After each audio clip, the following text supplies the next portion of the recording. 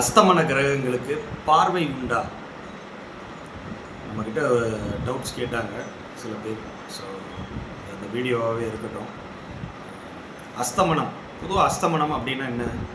சூரியனோட நெருங்கி க்ளோஸாக போய் ஒளி கிரகங்களான இந்த பஞ்சபூத கிரகங்கள் குரு, சுக்கிரன், புதன், செவ்வாய், சனி, இந்த 5 பேருக்கு தான் அஸ்தமனம். ராகுக்கு எதுக்கு அஸ்தமனம் கிடையாது.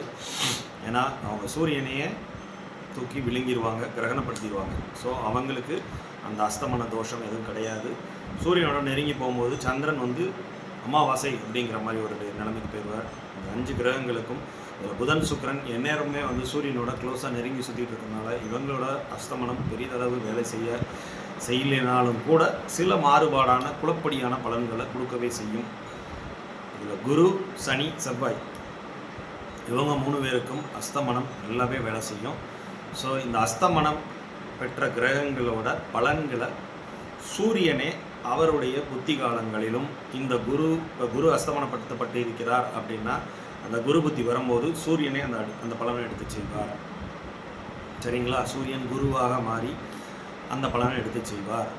அதே மாதிரி சனியை அஸ்தமனப்படுத்துகிறாருன்னா சனியோட பலன்கள் அவர் எடுத்து செய்வார். இதுதான் அஸ்தமனம். ஸோ இதில் பார்வை பலம் இருக்கா அப்படின்னு கேட்டால் நிச்சயமாக இருக்குது. அஸ்தமனப்படுத்தப்பட்ட கிரகங்கள் பார்வையை மங்கின பார்வையாக இருக்கும், அதாவது பங்கப்பட்ட பார்வையாக இருக்கும். நிச்சயமாக பார்வை பலன் இல்லை அப்படின்னு சொல்ல முடியாது. ஒரு குறைந்த அளவில் அந்த கிரகம் பார்க்கவே செய்யும். சரிங்களா? குரு பார்க்குறாரு அப்படின்னா கொஞ்சம் பங்கப்பட்ட நிலையில் பார்ப்பாரு. சனி பார்வை எப்பயுமே சர்வநாசம் அப்படிங்கும்போது இந்த இடத்துல சனியோட பார்வை மங்கி போகும்போது அந்த விஷயங்கள் பார்வையால் நாசமாகக்கூடிய அமைப்பு கொஞ்சம் குறைஞ்சி போயிடும். சரிங்களா? இதுதான் அந்த அஸ்தமன கிரகங்களுக்கு உண்டான பார்வைக்கு உண்டான விஷயம். சரிங்களா? அஸ்தமன கிரகங்களுக்கு பார்வை உண்டு. ஓகேங்களா? தேங்க்யூ.